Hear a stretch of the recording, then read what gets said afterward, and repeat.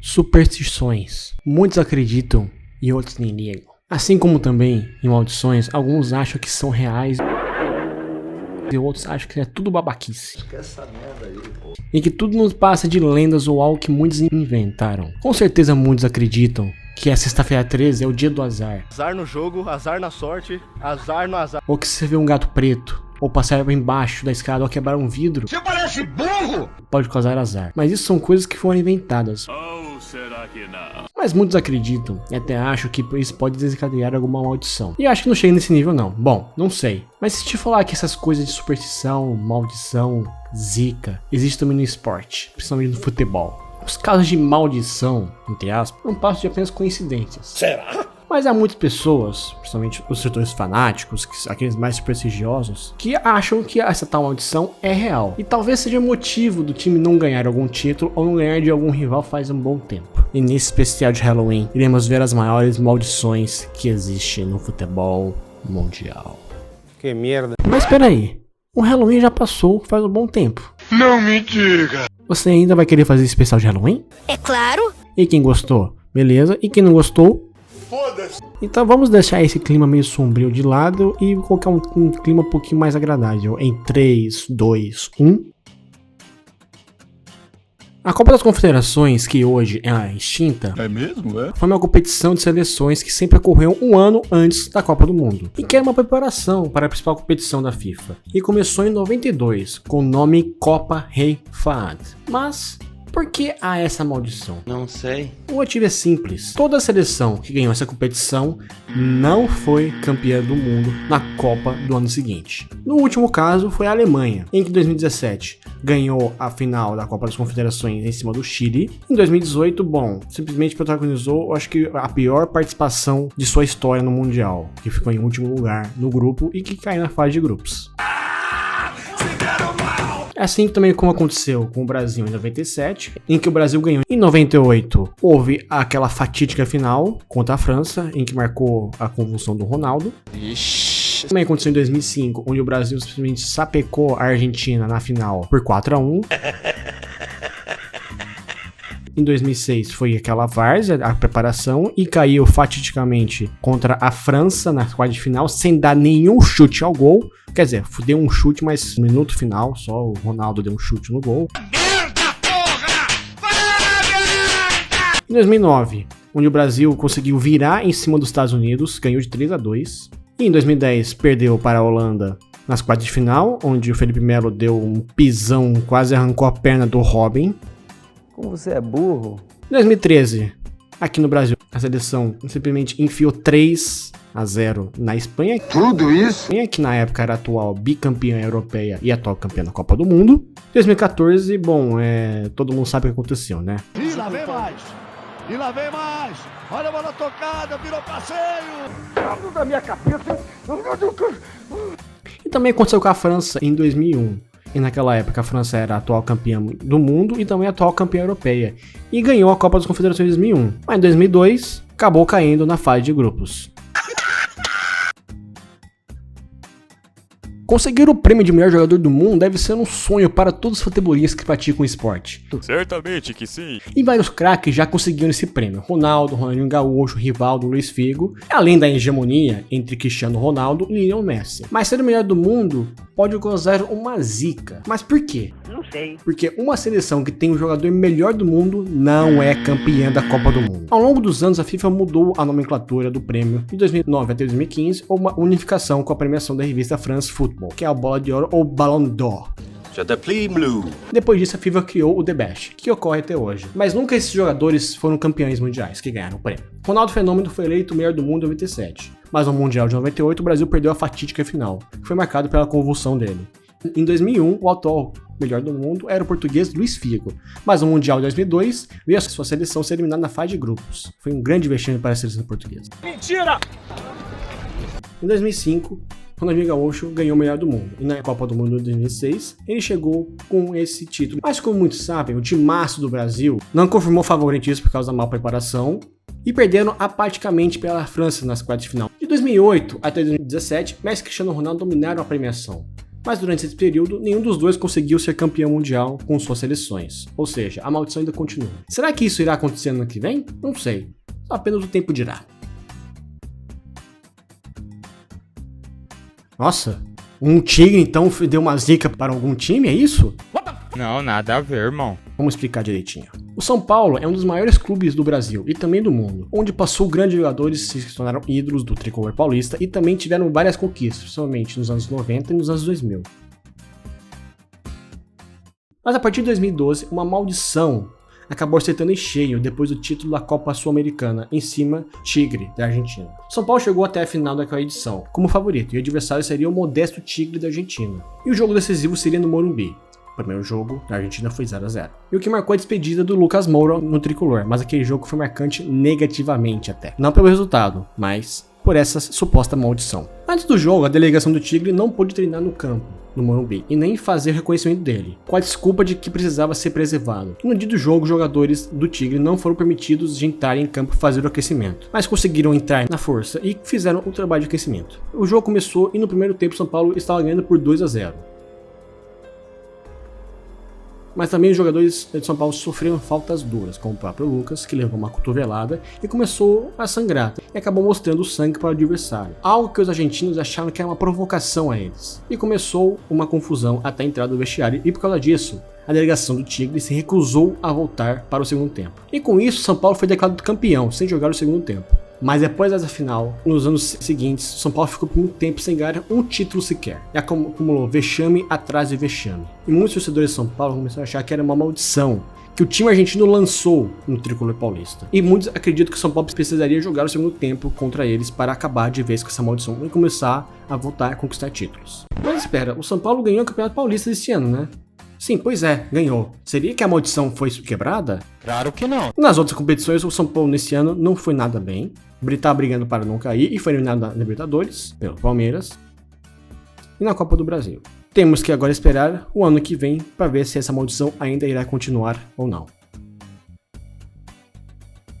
Trata-se de uma brincadeira, entre aspas, mora inventada entre o atacante galês Aaron Ramsey, que jogou no Arsenal, em que os próprios torcedores do Arsenal começaram a fazer. Mas o que seria essa maldição? Não sei! Em que toda vez que ele marcava algum gol, alguma celebridade morria pouco tempo depois. Em que todas as vezes que ele fazia algum gol, os torcedores iam para as redes sociais e ficavam de olho nas notícias para ver se algum famoso morreu. Entre as vítimas, entre aspas, de Ramsey, temos nomes como Osama Bin Laden, Muammar Gaddafi, Como você é burro? Whitney Houston, Paul Walker e Robin Williams. Caracas. Mas é claro que algumas dessas mortes aconteceram após dias, até mesmo semanas depois do gol. Ufa! Ah, bom! Ao ser questionado sobre o assunto, Ramsey disse que achou uma teoria ridícula e de mau gosto, mas também tentou ver um lado bom nisso. Ramsey disse: "Isso é rumor maluco, mas eu já amaldiçoei alguns vilões. Com certeza isso não passa, é apenas uma coincidência." Ou será que não? Ganhar a Copa do Mundo é um sonho de qualquer futebolista no mundo inteiro, representando seu país. Mas ser campeão do mundo pode também causar alguma maldição. Qual seria essa maldição? Sei lá. A seleção que foi campeã em uma Copa, na outra Copa do Mundo, ela é eliminada, mais especificamente na fase de grupos. Ah, agora eu entendi. Mas isso já aconteceu? Já, e várias vezes. Que merda, hein?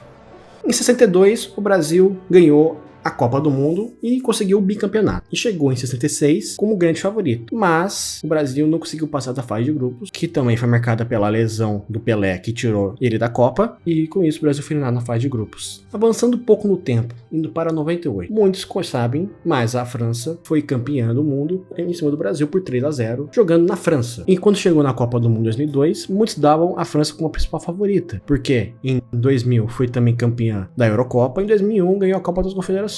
Só que não foi nada disso que aconteceu. A França simplesmente não passou da fase de grupos, com um grupo que tinha Dinamarca, Uruguai e Senegal, e ficou em último lugar. Em 2006, a Itália foi a campeã do mundo, ganhando os pênaltis em cima da França. E chegou em 2010 e muitos achavam que a Itália poderia ir longe e até chegar na final, mas não foi nada disso e também acabou sendo eliminada na fase de grupos. Em último lugar também, em um grupo onde tinha Nova Zelândia, Paraguai e Eslováquia. Em 2010, a Espanha conseguiu o inédito título, ao vencer na final a Holanda por 1-0 com um gol de Iniesta no final. Em 2014, a seleção espanhola chegou também como grande favorita para conseguir o bicampeonato, ainda mais que era a atual bicampeã da Eurocopa, que ganhou em 2008 e 2012, e além de ter conquistado o Mundial 2010. Caraca! Só que não foi nada disso que aconteceu. O primeiro jogo foi simplesmente Espanha e Holanda, a reedição da final de 2010, e a Holanda simplesmente queria dar o troco. Foi isso que aconteceu, de uma forma bem humilhante. A Holanda simplesmente enfiou 5-1 na Espanha. Nossa! E ainda a Espanha perdeu o segundo jogo contra o Chile por 2-0 e com isso ela estava eliminada. Acabou vencendo o último jogo contra a Austrália, mas já era tarde demais. Em 2014, a Alemanha foi campeã do mundo. Em 2018, muitos davam também a Alemanha como uma das favoritas a conquistar o bicampeonato. Mas não foi nada disso que aconteceu. O primeiro jogo perdeu do México por 1-0. O segundo jogo conseguiu virar no último minuto contra a Suécia, ganhou de 2-1. E o terceiro jogo seria contra a Coreia do Sul, que já estava eliminada. E muitos davam a vitória da seleção alemã como certa, mas não foi nada disso que aconteceu. E a Coreia do Sul ganhou de 2-0 da Alemanha e com isso jogou a Alemanha para o último lugar do grupo e com isso foi eliminado. E agora resta nos perguntar o seguinte: será que na próxima Copa do Mundo a França irá cair na fase de grupos? Não sei. Somente o tempo dirá. Essa maldição é mais uma lenda mística que acertou em cheio na seleção argentina, e que pode ser a causa dos hermanos não ganharem mais a Copa do Mundo. Dias antes de começar a Copa do Mundo de 86, que foi no México, os jogadores viajaram até o norte do país, na Argentina, principalmente na cidade de Tilcara, na província de Jujuy, para treinar e também para que os atletas se acostumassem à altura, já que o clima da cidade é bem parecido com o mexicano. Carlos Bilardo, que era o técnico da seleção, era muito supersticioso e soube durante sua estadia na cidade que a cidade tinha a Virgem de Tilcara, que era conhecida por realizar milagres para aqueles que rezassem para ela. Então, ele e os jogadores foram até essa igreja e fizeram uma promessa que, se a equipe fosse campeã mundial, eles iriam voltar naquele ano à cidade com a taça para agradecê-lo e também ao povo pelo apoio. Bom, meses depois, a Argentina foi campeã com um grande destaque para Diego Armando Maradona. Mas eles cumpriram a promessa da Virgem? Não! Nem Bilardo e nem jogadores voltaram para a cidade de Tilcara. E o resultado foi simplesmente a seleção não ter ganhado mais a Copa do Mundo, mesmo ter chegado à final em 90 e 2014. E muitos começaram a achar que a Virgem de Tilcara jogou uma maldição na seleção celeste. Então, 2 anos depois, mais jogadores da equipe da Argentina na época foram até Tilcara para cumprirem a promessa. Mas tinha um pequeno detalhe: eles não levaram a taça. E isso foi antes da Copa de 2018. Muitos acharam que, pelo fato de os jogadores irem até a cidade de Tilcara, a maldição iria acabar. Mas já que eles não levaram a taça, o resultado simplesmente foi que a Argentina caiu no resultado de final para a França. Será que um dia os irmãos vão voltar a ganhar a Copa? Ou a maldição ainda irá persegui-los? Mentira! O Benfica é um dos clubes mais conhecidos em Portugal e também no mundo, e que possui um grande sucesso em território nacional. Mas quando se trata de sucesso continental, bom, nem tanto. Mas, na década de 60, chegaram a dominar a Europa, principalmente por causa de um cara, o húngaro Bela Gutmann, que treinou o time português e conquistou o bicampeonato da Taça dos Campeões, que atualmente é a Liga dos Campeões, em 61 e 62. Depois do segundo título, ele pediu à diretoria benfiquista um aumento de salário, por causa dos seus feitos, mas ele foi negado. Por causa disso, o húngaro deixou o comando técnico e acabou soltando uma praga no clube benfiquista, ao dizer: sem mim, nem daqui 100 anos o Benfica conquistará uma taça continental. No início, ninguém acreditou, mas as coisas começaram a ficar um pouco esquisitas, porque em 63, o time português chegou à final, mas perdeu para o Milan. E a partir desse momento, a maldição ganhou mais força, como em 65, perdendo a final para a Inter de Milão, em 68 para o Manchester United. Na Copa da UEFA, que é a atual Liga Europa, a maldição também atacou em 86, onde perderam a decisão para o Anderlecht da Bélgica. Em 88, perdendo também a final da Liga dos Campeões e dos pênaltis contra o PSV da Holanda. Mas nessa época, Bela Gutmann já estava morto. Em 90, Benfica chegou de novo na final da Liga dos Campeões, contra o Milan, e a partida foi em Viena. Mas tinha um detalhe: em Viena era onde estava enterrado o corpo do húngaro, e por causa disso, dia antes da final, o jogador Eusébio foi até o túmulo dele para pedir perdão, mas não adiantou e acabaram perdendo outra final diante do Milan. Apenas em 2013, o Benfica chegou em uma final continental, que foi a final da Liga Europa, contra o Chelsea. Comandados por Jorge Jesus, eles chegaram na final, mas novamente houve mais uma derrota no final com o gol do sérvio Ivanovic. E no ano seguinte, 2014, chegaram de novo na final. Só que dessa vez só pegaram Sevilha, que é o lado bicho-papão dessa competição, e perderam de novo a final. Só que dessa vez nos pênaltis. Muitos acham que é coincidência apenas, mas os torcedores mais fanáticos e supersticiosos do Benfica acham que isso é real. Porque um clube que chegou a 9 finais continentais não conseguiu vencer nenhuma. Se é verdade ou não, para os que não acreditam, resta a coincidência para explicar esses vice-campeonatos. Para os que acreditam,